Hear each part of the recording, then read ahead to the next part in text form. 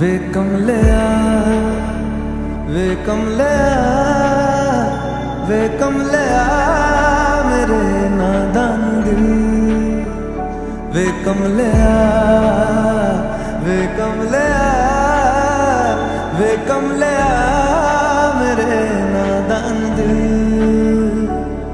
दो नैनों के पेचीदा सा गलिया रे, इनमें खोकर तू मिलता है कहाँ।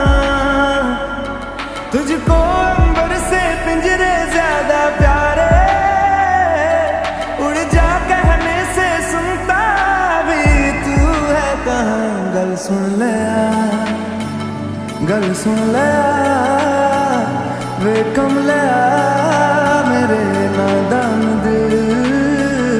वे कमलिया वे कमलिया वे कमलिया मेरे नादान दिल।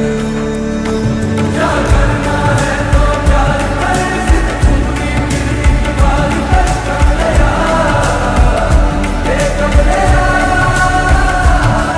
मन मर्जी करके देख ले, बदले में सब कुछ हार कर कमलिया। वे कमलिया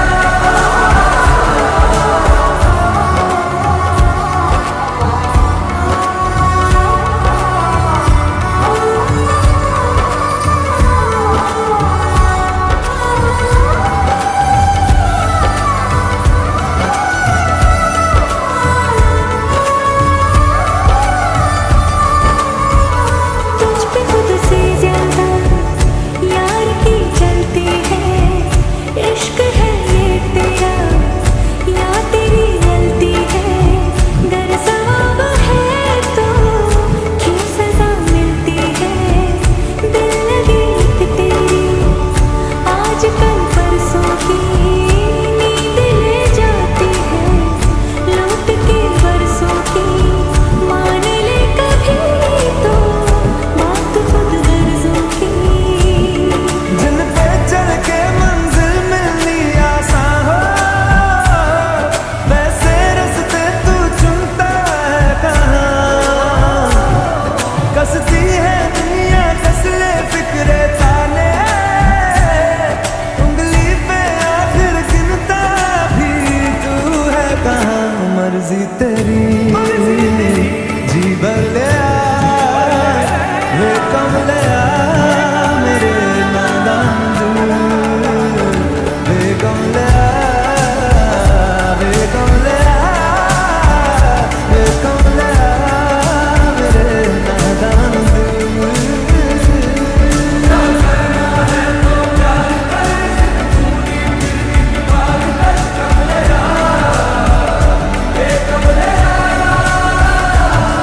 मन मर्जी करके देख ले, बदले में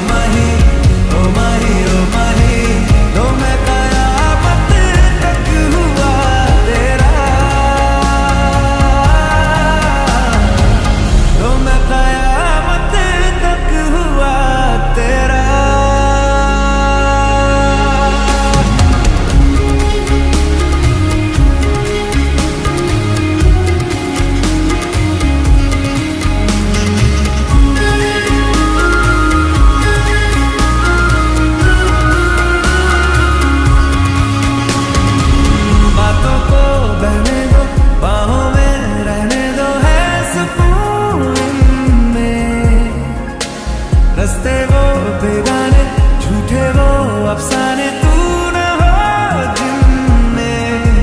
ओ थोड़ी उम्र है प्यार ज्यादा मेरा, कैसे बता ये सारा तेरा होगा।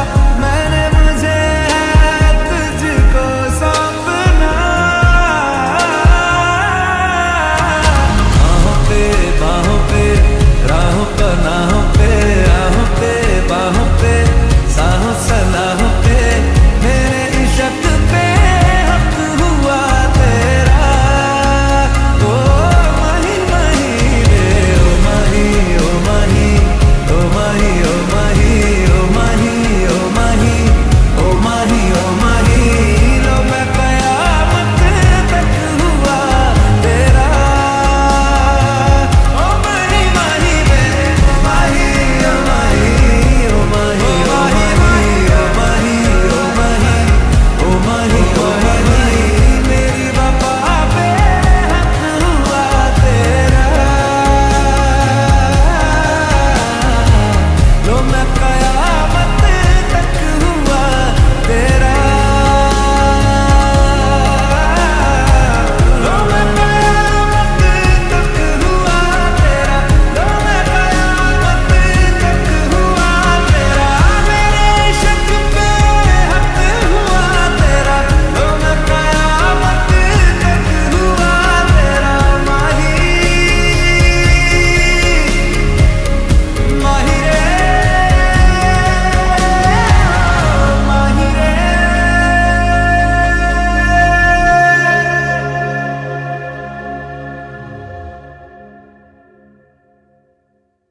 हो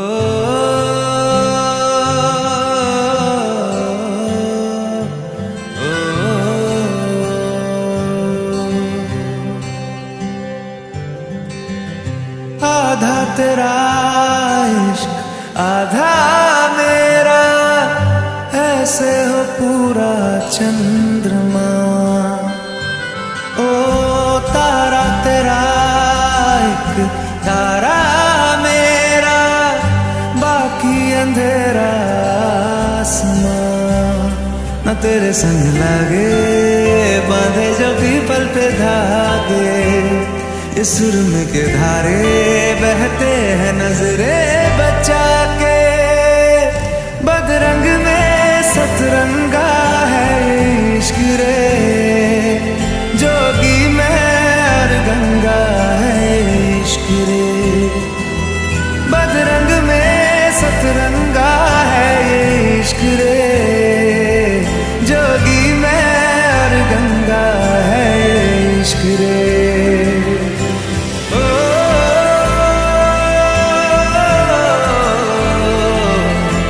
ओ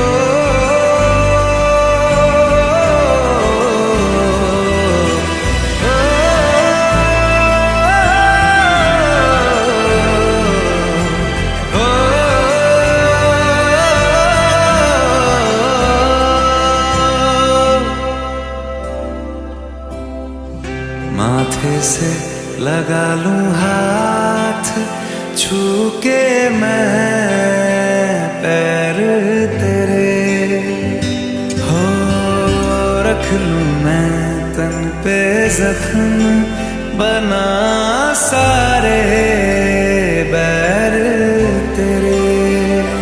रुकना नी तू हुण रुसड़ा नी मैं, तेरा नी रहा तेरा खुद दा भी मैं। दुनिया तू ही है मेरी पर नाना, अब नाना मैं नहीं आना। शहर तेरे जो फिर संग लागे, रखते वो हमको जला के। वो आधे झूठे वादे ले जा तो कसमें लगा के। रग रग में मलंगा है ये इश्क रे, क्यों लहू में ही रंगा है ये इश्क रे। हो बदरंग में सतरंगा है ये इश्क रे, जोगी में और गंगा है ये इश्क रे। ओ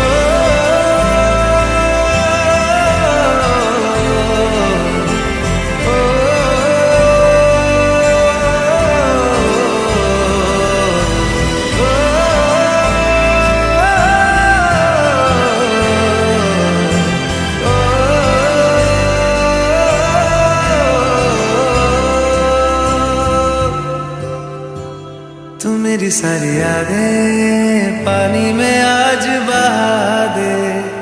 ये तेरी भीगी आंखें रख लूं लबों से लगा के।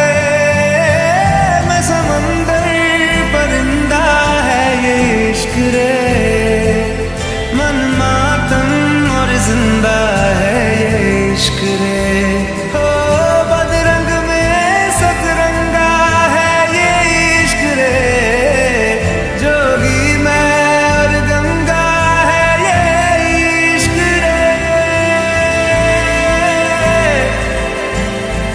ओ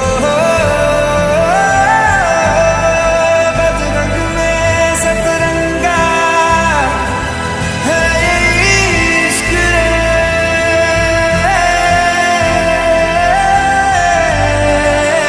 जोगी मैं और गंगा है ये इश्क रे।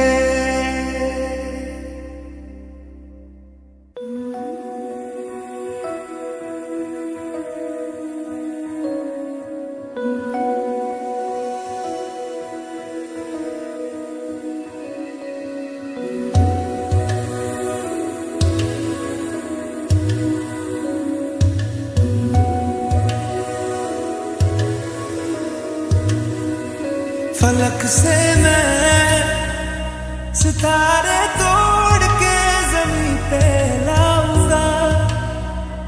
इजाजत दे जहां भी हो तेरी खुशी ले आऊंगा। कोई जगह ना पता जहां न तू हो दिखा, तेरे नाम से शुरू है हर दुआ। तेरे नाम से नाम जुड़ा के, तेरी राह में शाम सजा के, रब तुझको मान लिया जो तेरे संग इश्क हुआ। वो तेरे नाम से नाम जुड़ा के, तेरी राह में शाम सजा के, रब तुझको मान लिया जो तेरे संग इश्क हुआ।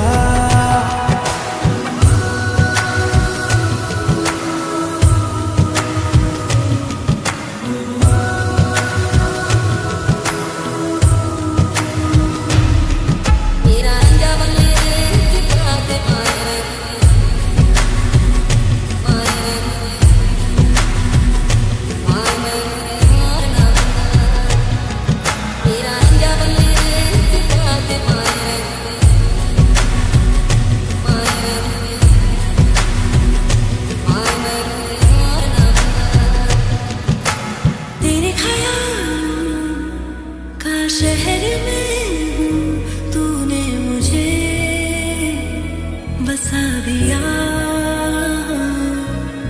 तू है किनारा तो लहर में हूँ, आके तुझे है छू लिया।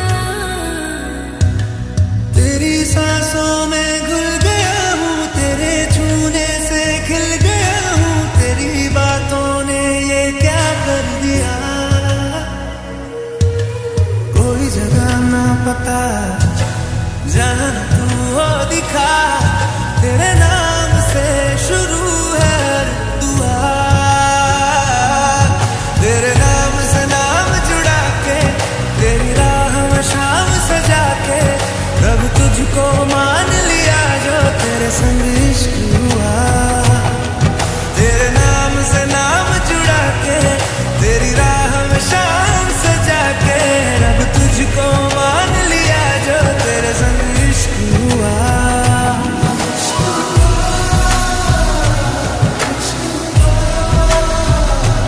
तेरे संग, तेरे संग, तेरे संग इश्क हुआ। इश्क हुआ, इश्क हुआ। तेरे संग, तेरे संग, तेरे संग इश्क हुआ।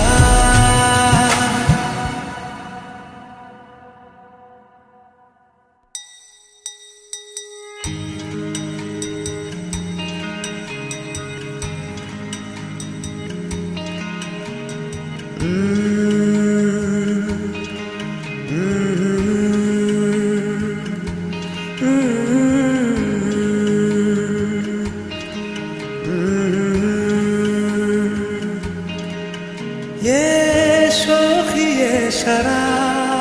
ये नफासत नजाकत ये शौक ये शरारत ये नफासत नजाकत बहुत खूबसूरत हो, बहुत खूबसूरत हो। आप सर से पाँव तक दिल झूम झूम, दिल झूम झूम, दिल झूम झूम जाए, दिल झूम झूम, दिल झूम झूम, दिल झूम झूम जाए। तुम्हें हूर हूर किसी हूर हूर, हाँ हूर साए पाए, दिल झूम झूम, दिल झूम झूम, दिल झूमता रह जाए।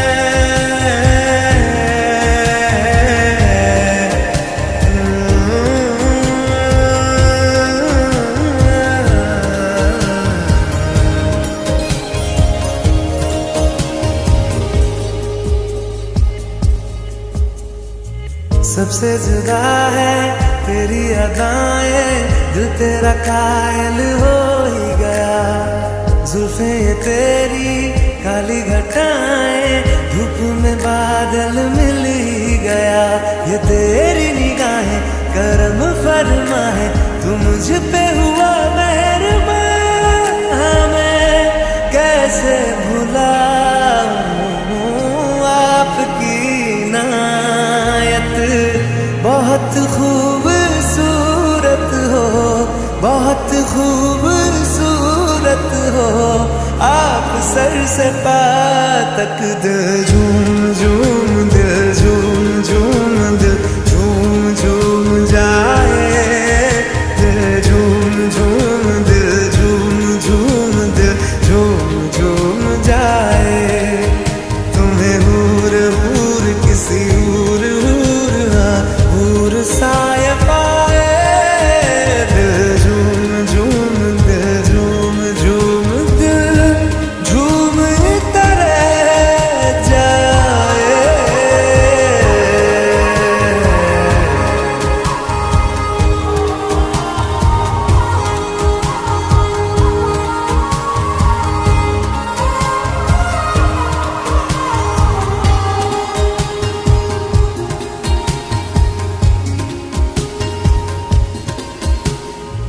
बातें तेरी जैसे दुआएं, मैं इनमें शामिल हो ही गया। दिल में तुम्हारे थोड़ा सा हिस्सा हम मुझको हासिल हो ही गया। ये दिल भी तुम्हारा तुम्हारी तरह है, जो खुशियाँ मुझे दे रहा हो तुम।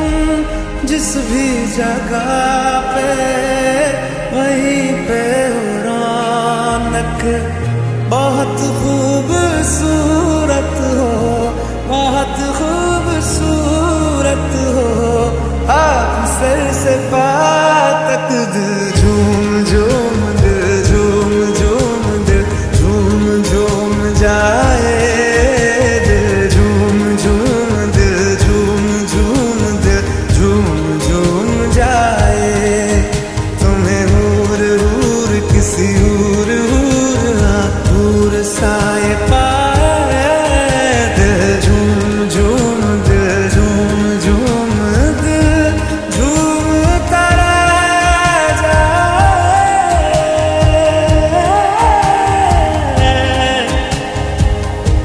झूमता रह जाए।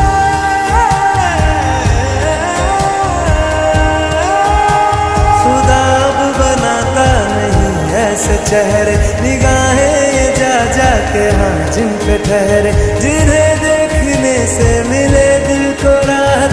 बहुत खूबसूरत हो, आप सर से पाँव तक।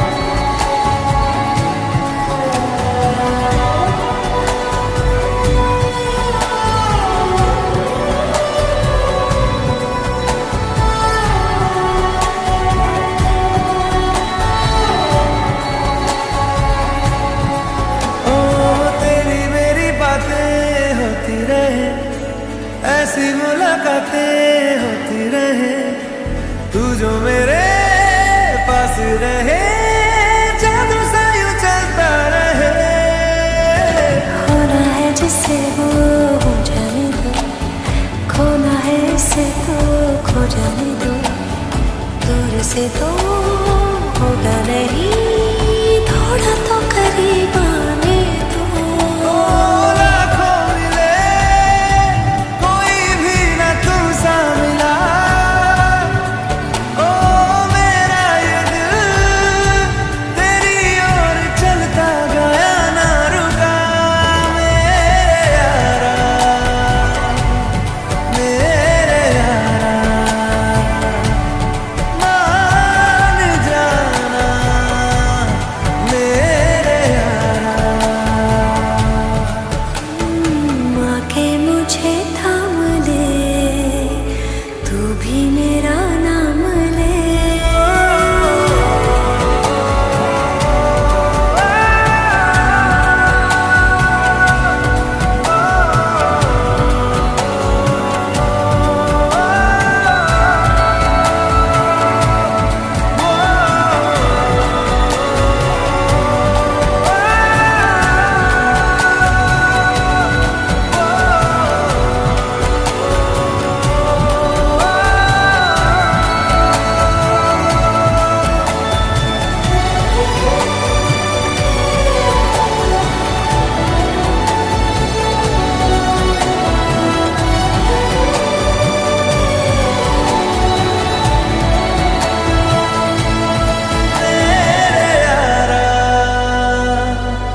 मेरे यारा,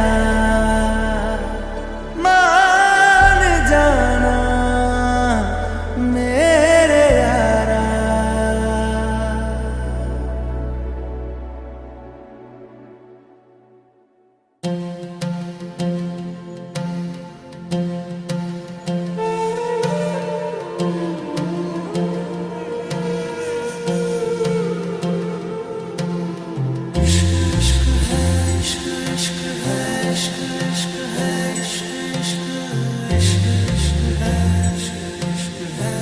हाँ तेरा रंग जैसे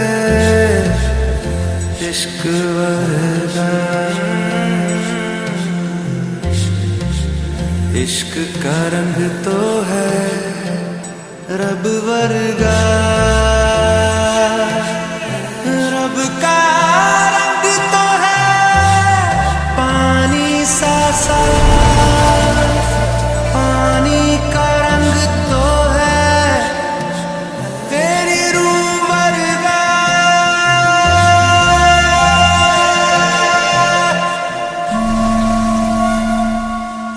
ऊंची ऊंची दीवारों को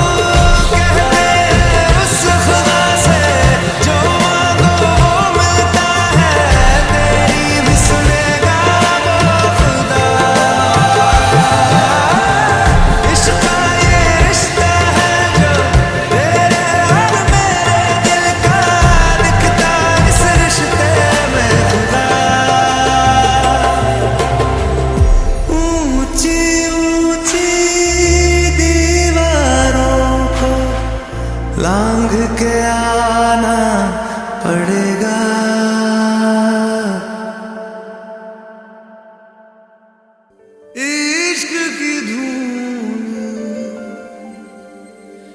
रोज जलाए, उठता धुआं तो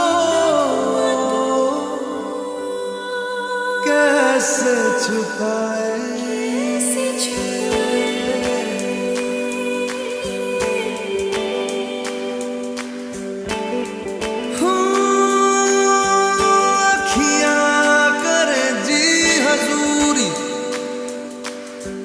मांगे है तेरी मंजूरी,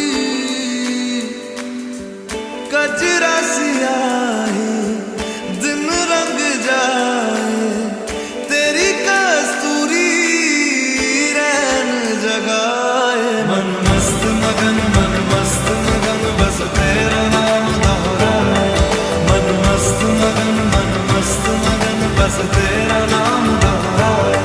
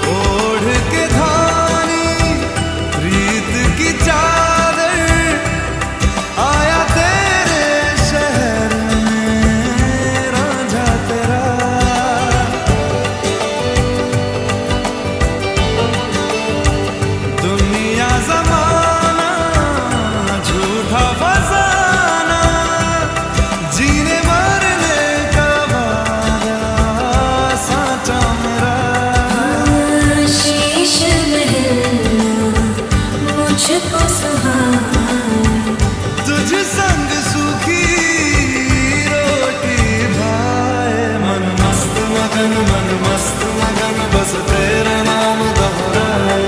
मन मस्त मगन बस तेरा नाम दोहराए। तो चाहे भी तो भूल न पाए। मन मस्त मगन बस तेरा नाम दोहराए। मन मस्त मगन तेरा नाम।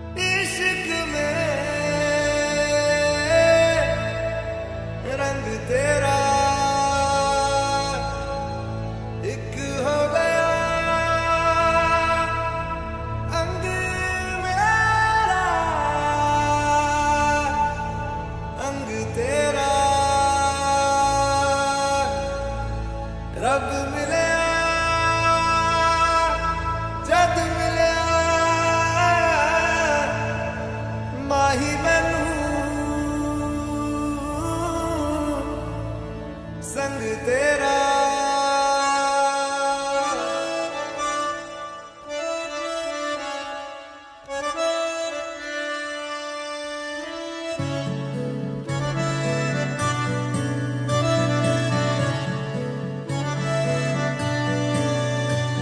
ना हो के भी करीब तू हमेशा पास था, के 100 जन्म भी देखता मैं तेरा रास्ता।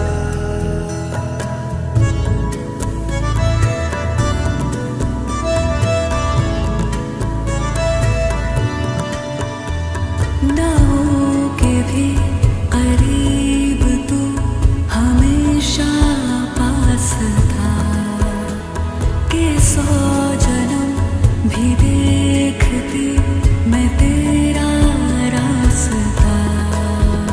जो भी है सब मेरा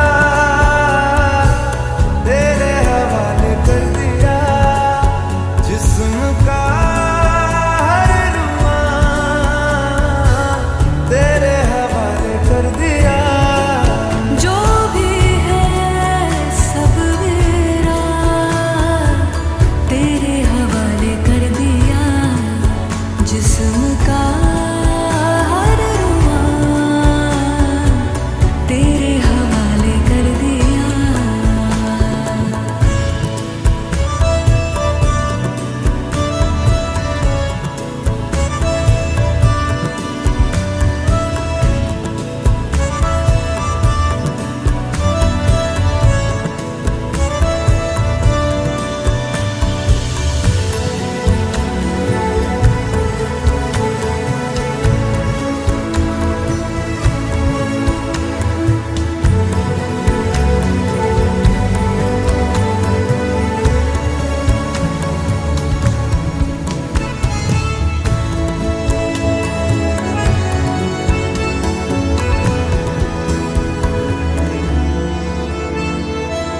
देखा ज़माना सारा भरम है, इश्क इबादत इश्क करम है, मेरा ठिकाना तेरी ही दहलीज़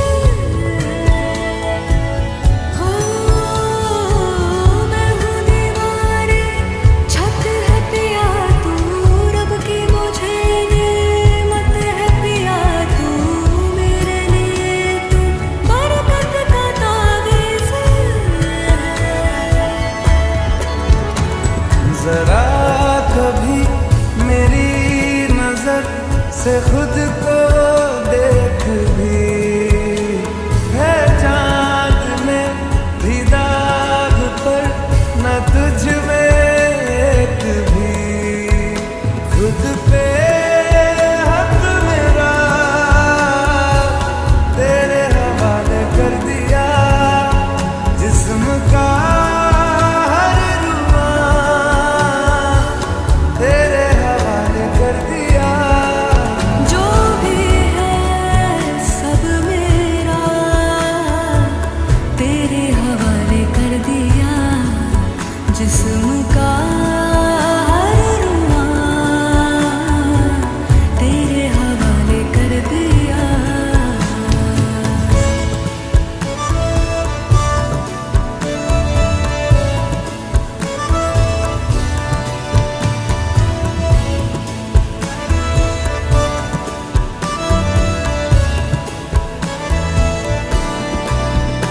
मैनू चढ़िया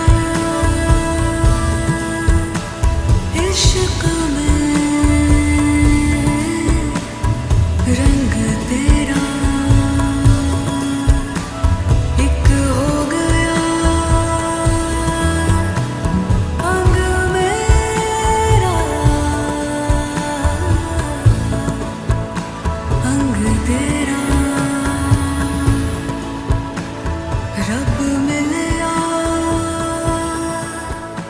जद मिलिया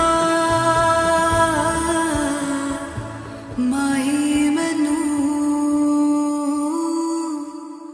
संग तेरा।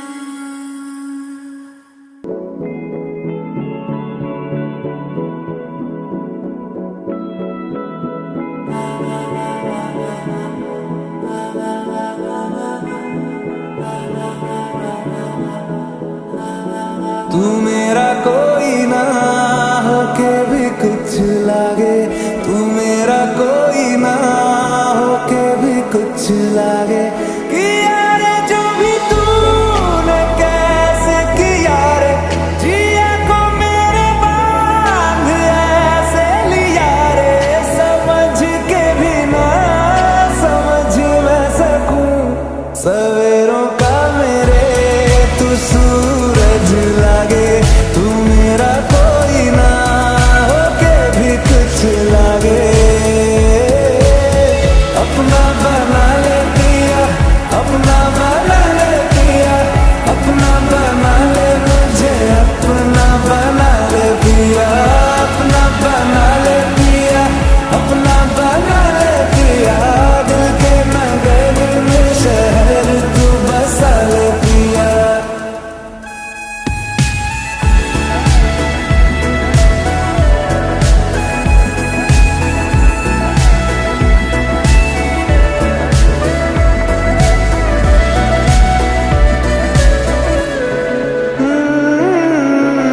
छूने से तेरे हाँ तेरे फिक्रों को रंग लगे, तेरी दिशा में क्यों चलने से मेरे पैरों को पंख लगे। रहा ना मेरे काम का जग सारा, हो बस तेरे नाम से ही गुजारा। उलझ के यूं ना सुलझ ना सकूं, जुबानियाँ तेरी झूठी भी सच लागे, तू मेरा कोई ना होके भी कुछ लागे। पिया अपना बना ले पिया, अपना बना ले मुझे, अपना बना ले पिया। ओ सब कुछ मेरा चाहे, नाम अपने लिखा ले, बदले में इतनी तो यारी निभा ले। जग की हिरासत से मुझको छुड़ा ले, अपना बना ले, बस अपना बना ले।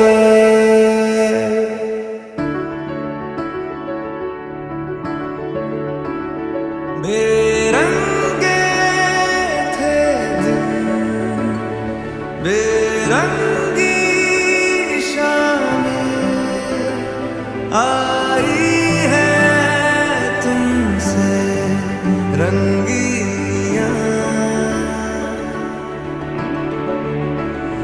फीके थे लम्हे जीने में सारे,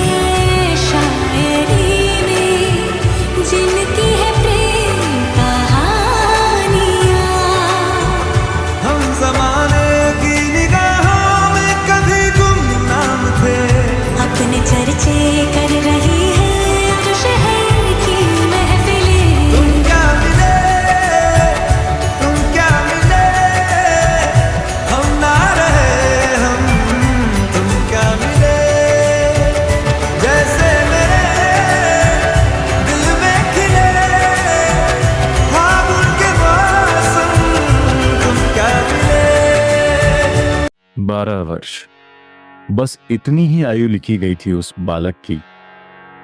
पिता ने संतान मांगी थी और मिली भी, पर इसी एक शर्त के साथ। उस दिन से पिता ने हर सोमवार व्रत रखा। 12 साल में एक भी सोमवार नहीं छोड़ा।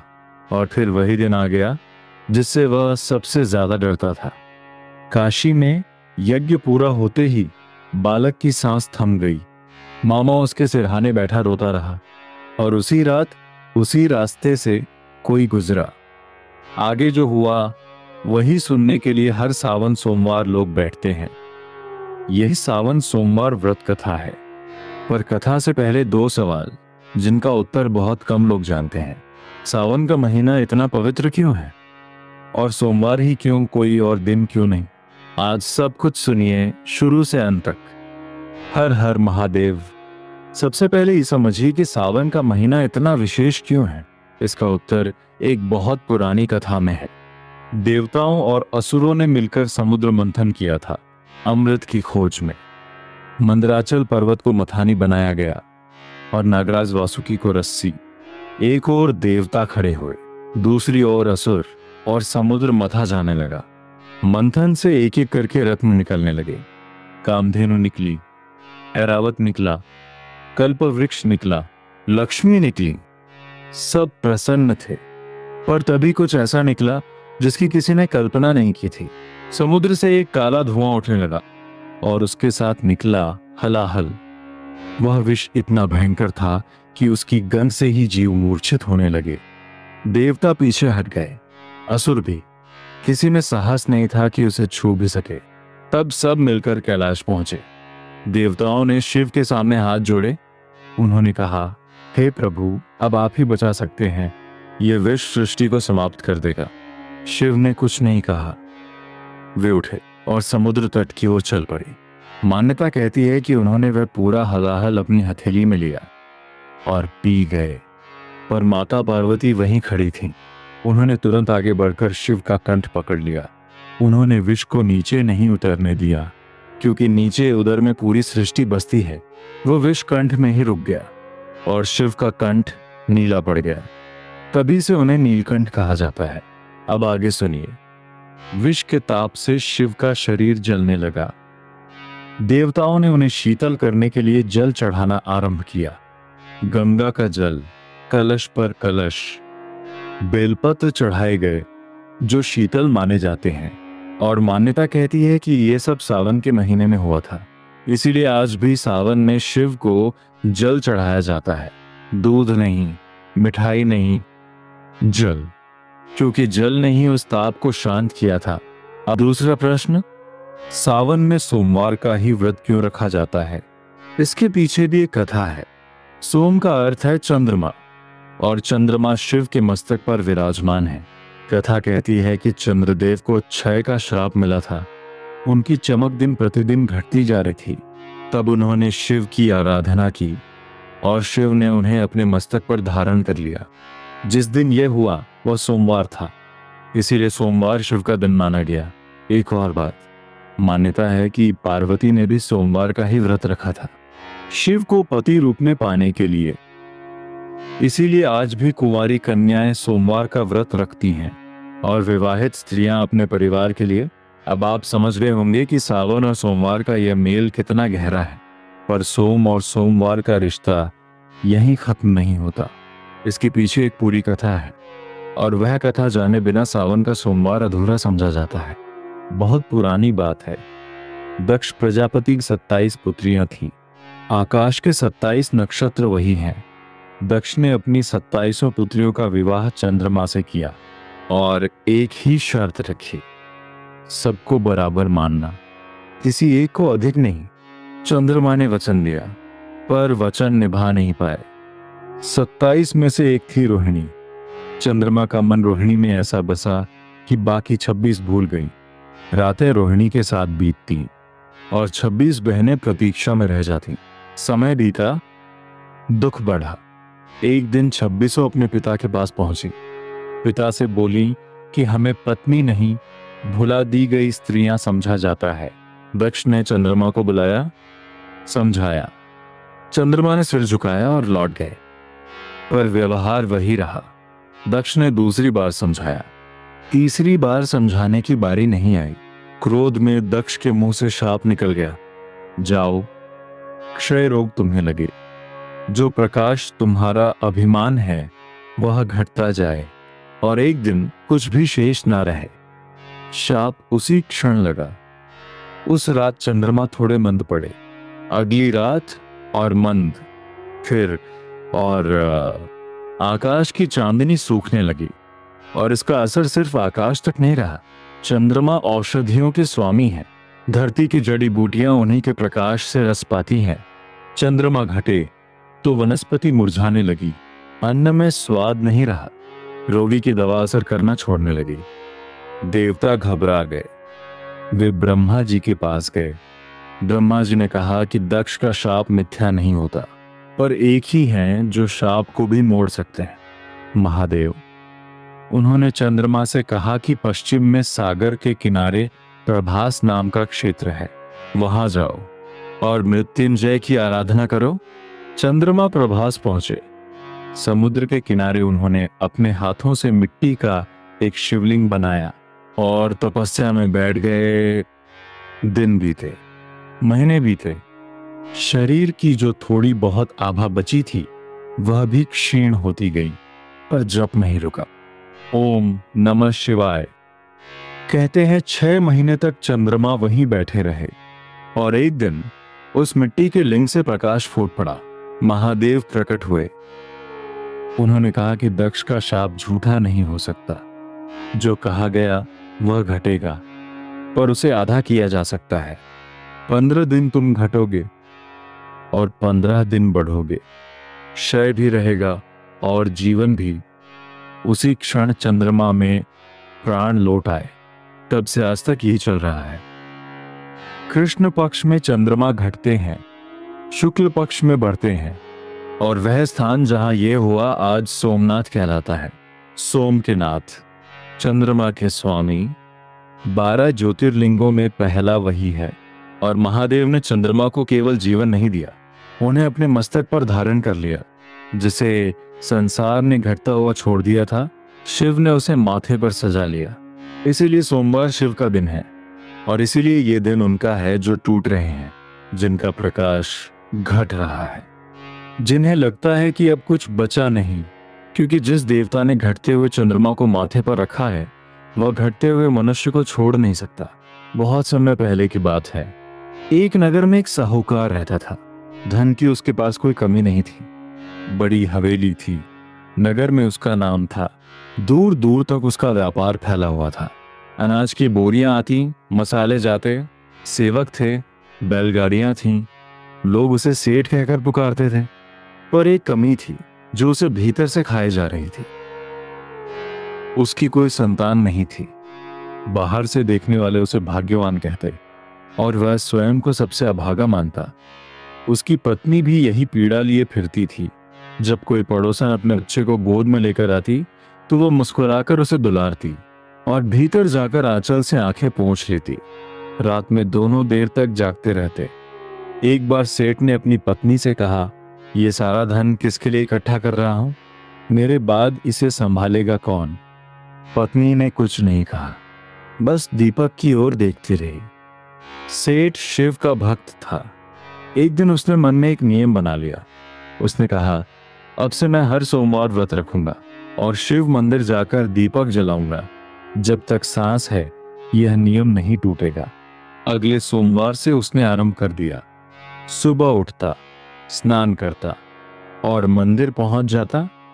वहां जल चढ़ाता, बेलपत्र अर्पित करता, दीपक जलाता और हाथ जोड़कर बैठ जाता। वह कुछ मांगता नहीं था, बस बैठा रहता। वर्षा का महीना हो तो भीगता हुआ पहुंचता, गर्मी हो तो तपते पैरों से और शीत हो तो कांपते हुए, पर पहुंचता जरूर। नगर के लोग कहने लगे, ये सेठ पागल है, इतना धन है फिर भी भूखा रहता है। सेठ सुनता और मुस्कुरा देता। इसी तरह वर्ष बीतते गए। 5 वर्ष, फिर 10। उसके बाल सफेद होने लगे, पर घर वैसा ही सूना रहा। एक सोमवार दीपक जलाते हुए उसका हाथ कांप गया। उसने पहली बार कुछ कहा। उसने कहा, प्रभु, मैं कुछ नहीं मांगता, बस इतना बता दीजिए कि मेरा कोई दोष है क्या। और वह वहीं बैठकर रो पड़ा। मान्यता है कि उसी समय कैलाश पर कुछ और हो रहा था। माता पार्वती ने नीचे दृष्टि डाली। उन्होंने उस भक्त को मंदिर में रोते देखा। उन्होंने भगवान शिव से कहा, हे प्रभु, ये भक्त कौन है? शिव ने कहा, ये एक साहूकार है, वर्षों से मेरा व्रत कर रहा है। पार्वती ने पूछा, इसने कभी कुछ मांगा? शिव ने उत्तर दिया, नहीं, एक बार भी नहीं। पार्वती कुछ देर मौन रही। फिर उन्होंने कहा, तो फिर आप इसे कुछ देते क्यों नहीं? शिव ने कहा, हे देवी, संसार का नियम है, हर जीव को वही मिलता है जो उसके कर्मों में लिखा है। इसके भाग्य में संतान नहीं है। पार्वती ने कहा, मैं कर्म को नहीं झुठला रही, पर इतने वर्षों की निष्ठा का कोई मूल्य नहीं। क्या भक्ति भाग्य से बड़ी नहीं होती? शिव मुस्कुराए। उन्होंने कहा, तुम्हारा प्रश्न ठीक है, पर सुनो, यदि मैं इसे पुत्र दूं तो नियम पूरी तरह टूटेगा नहीं। मैं पुत्र दूंगा, पर उसकी आयु केवल 12 वर्ष होगी। 12वें वर्ष में वह चल जाएगा। पार्वती ने यह सुना, उनकी आंखें झुक गईं, पर उन्होंने रोका नहीं, क्योंकि वे जानती थीं कि जो हुआ है वह भी कृपा ही है। कुछ समय बाद सेठ के घर पुत्र ने जन्म लिया। उस दिन हवेली में जो उत्सव हुआ वैसा नगर ने पहले नहीं देखा था। द्वार पर बंधनवार बंद है, आंगन में रंगोली बनी, ढोल बजे, मिठाइयों के थाल बांटे गए। सेठ ने उस दिन जितना दान किया उतना कभी नहीं किया था। गरीबों को अनाज मिला, वस्त्र मिले, ब्राह्मणों को दक्षिणा मिली, पर उस भीड़ के बीच सेठ का मन कहीं और था।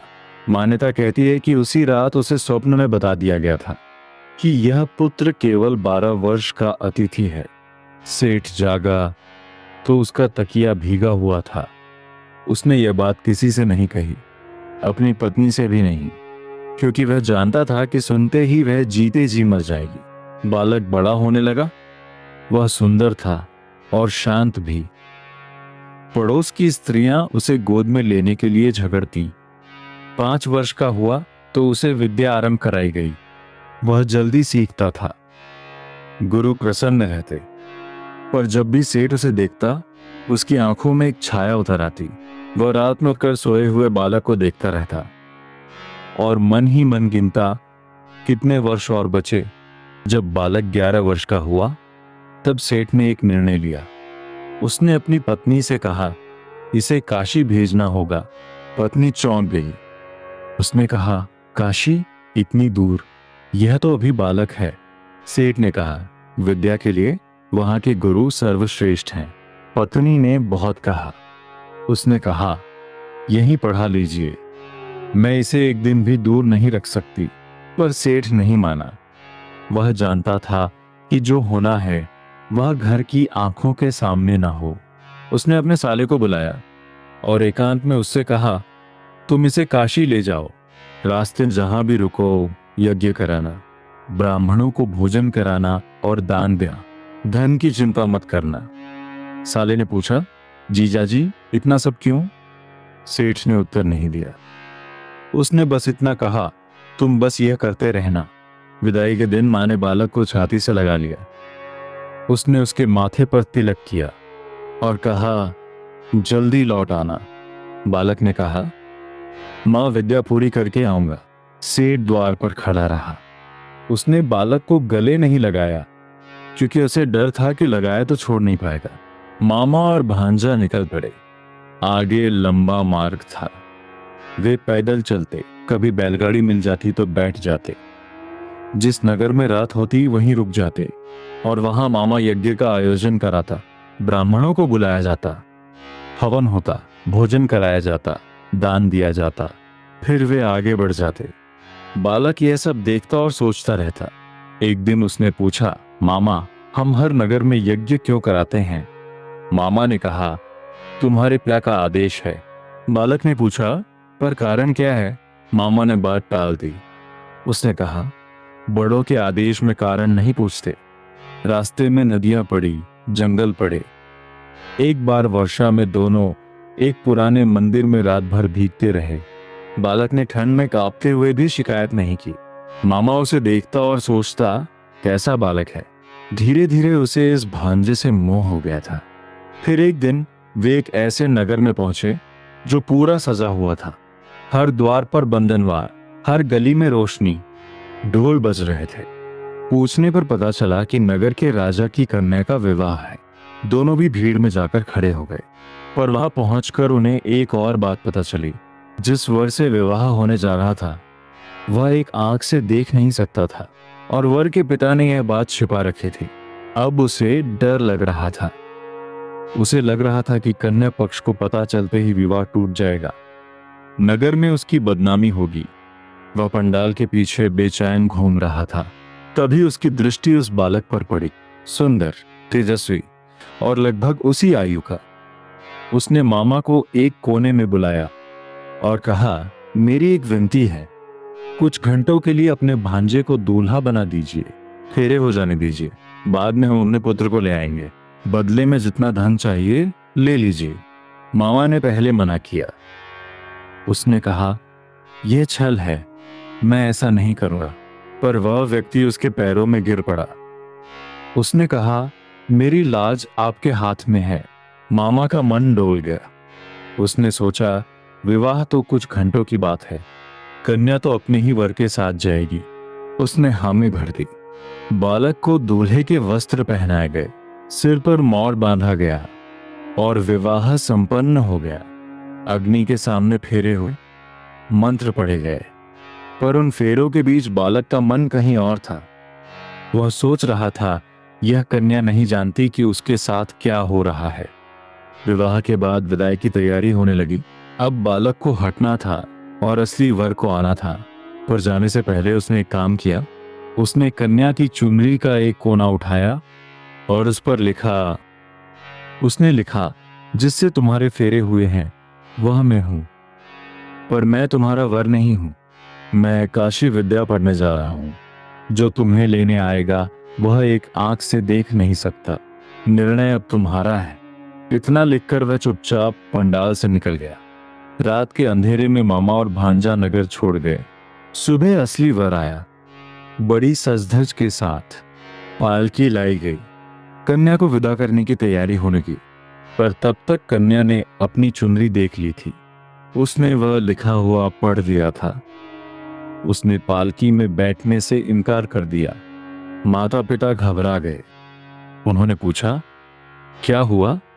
कन्या ने चुनरी का कोना सामने कर दिया। पूरे पंडाल में सन्नाटा छा गया। वर के पिता का सिर झुक गया। कन्या ने कहा, जिससे मेरे फेरे हुए वह यह नहीं है, मैं इनके साथ नहीं जाऊंगी। और वह अपने पिता के घर ही रुक गई। उसने प्रतीक्षा करना चुना। उधर मामा और भांजा काशी पहुंच गए। गंगा के घाट पर उन्होंने डेरा डाला। बालक ने गुरुकुल में प्रवेश लिया। अब उसकी दिनचर्या बन गई। सूर्योदय से पहले उठना, गंगा में स्नान, फिर गुरु के सामने बैठकर अध्ययन। वह सबसे तेज छात्रों में गिना जाने लगा।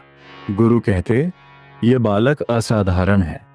शाम को वह घाट पर बैठकर जल की ओर देखता रहता। कभी कभी उसे अपनी माँ की याद आती और उस कन्या की भी, जिसका नाम तक उसे नहीं पता था। मामा उसे दूर से देखता रहता और भीतर ही भीतर दिन गिनता रहता। उसे अब समझ आ गया था कि जीजाजी ने यज्ञ क्यों कराए थे। वर्ष बीतता गया। बालक 12वें वर्ष में प्रवेश कर गया। मामा की नींद उड़ गई। वह रात में उठकर सोए हुए भांजे को देखता और शिव से प्रार्थना करता।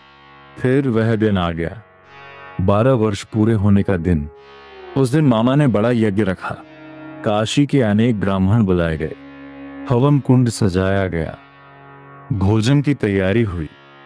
मामा चाहता था कि यह दिन पुण्य बीते। दोपहर के समय बालक उसके पास आया। उसने कहा, मामा, आज कुछ थकान लग रही है, मैं थोड़ी देर विश्राम कर लूं। मामा ने उसके सिर पर हाथ फेरा और कहा, जाओ सो जाओ। बालक भीतर जाकर लेट गया।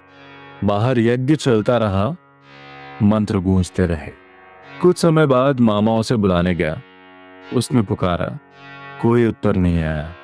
उसने फिर पुकारा, फिर उसने आगे बढ़कर उसके कंधे को छुआ और उसका हाथ वहीं रुक गया। मान्यता है कि उसी क्षण उसकी आयु पूरी हो गई थी। मामा का कलेजा फट गया, पर उसने चीख नहीं मारी, क्योंकि बाहर ब्राह्मण बैठे थे और यज्ञ अधूरा था। उसने आंसू पोंछे, बाहर आया और वैसे ही सब कराया जैसे करा था। ब्राह्मणों को भोजन कराया, दक्षिणा दी, सबको प्रणाम करके विदा किया, और जब अंतिम व्यक्ति चला गया तब वह भीतर गया। उस निश्चल देह के पास बैठा और फूट फूट कर रोने लगा। मान्यता है कि उसी समय भगवान शिव और माता पार्वती उसी मार्ग से जा रहे थे। पार्वती ने वह रुदन सुना। उन्होंने रुककर कहा, प्रभु, कोई बहुत दुखी है, चलिए देखते हैं। दोनों उस स्थान पर पहुंचे। पार्वती ने भीतर देखा। एक बालक निश्चल पड़ा था और एक व्यक्ति उसके पास बैठा रो रहा था। पार्वती का हृदय भर आया। उन्होंने कहा, प्रभु, इसे जीवित कर दीजिए। शिव ने कहा, हे देवी, ध्यान से देखो, ये वही बालक है। यह उसी साहूकार का पुत्र है जिसे मैंने तुम्हारे आग्रह पर 12 वर्ष की आयु दी थी। इसकी आयु पूरी हो चुकी है। पार्वती कुछ देर मौन रही। फिर उन्होंने कहा, मैं जानती हूं, पर एक बात सोचिए, जिन माता पिता ने वर्षों व्रत किया वे इस समाचार से जीवित नहीं रहेंगे। उनका क्या दोष है? और जो कन्या इसकी प्रतीक्षा में बैठी है उसका क्या दोष है? शिव मौन रहे। पार्वती ने कहा, मैंने वरदान मांगा था, अब आयु मांग रही हूं। यदि ये मेरी हट है तो यही सही। शिव मुस्कुराए। उन्होंने कहा, तुम्हारी हट के आगे तो नियम भी झुक जाता है।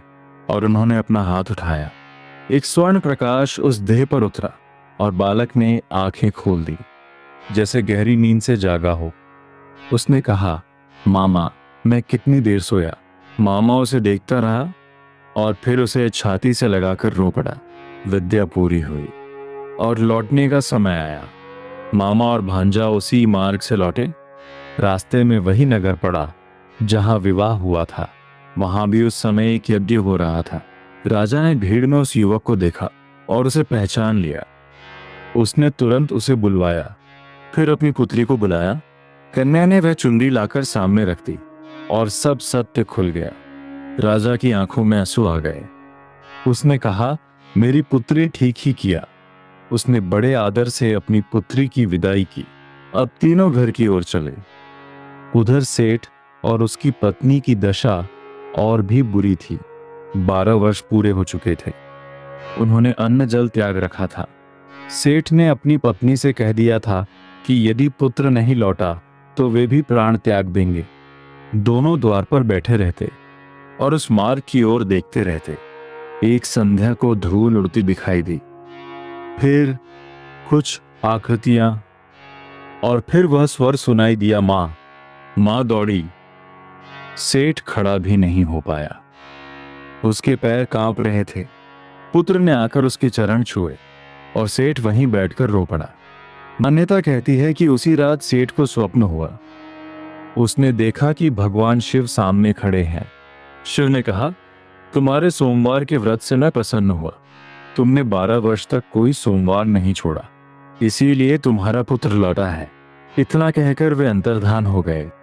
सेठ जागा और सीधे मंदिर की ओर दौड़ा। अब कथा का सार सुनिए। यह कथा यह नहीं कहती कि व्रत करने से मृत्यु टल जाती है, ये कहती है कि निष्ठा सुनी जाती है। सेठ ने 12 वर्ष तक कुछ नहीं मांगा, बस दीपक जलाता रहा। मामा ने अपने दुख से पहले यज्ञ पूरा किया। कन्या ने सुविधा से पहले सत्य चुना और पार्वती ने नियम से पहले करुणा चुनी। यही इस कथा के 4 पाठ हैं। मान्यता है कि जो व्यक्ति सोमवार का व्रत रखकर यह कथा सुनता है उसके घर सुख आता है, संतान की कामना पूर्ण होती है और कुंवारी कन्याओं को मनचाहा वर मिलता है। और सबसे बड़ा फल यह है कि मन को धैर्य मिलता है, क्योंकि यह कथा प्रतीक्षा करना सिखाती है। अब कथा तो पूरी हुई, पर एक बात बाकी रह जाती है, यह व्रत रखा कैसे जाए।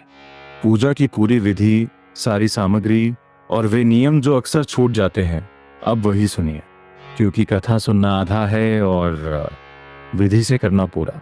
अब सबसे जरूरी बात, सावन सोमवार का व्रत रखा कैसे जाता है, क्योंकि श्रद्धा तो सबके पास होती है पर विधि सबको नहीं पता होती, और विधि जान लेने से मन का संशय अपने आप हट जाता है। सबसे पहले तैयारी, रविवार की रात हल्का भोजन कर लीजिए, तामसिक चीजों से उसी दिन से दूरी रख लीजिए।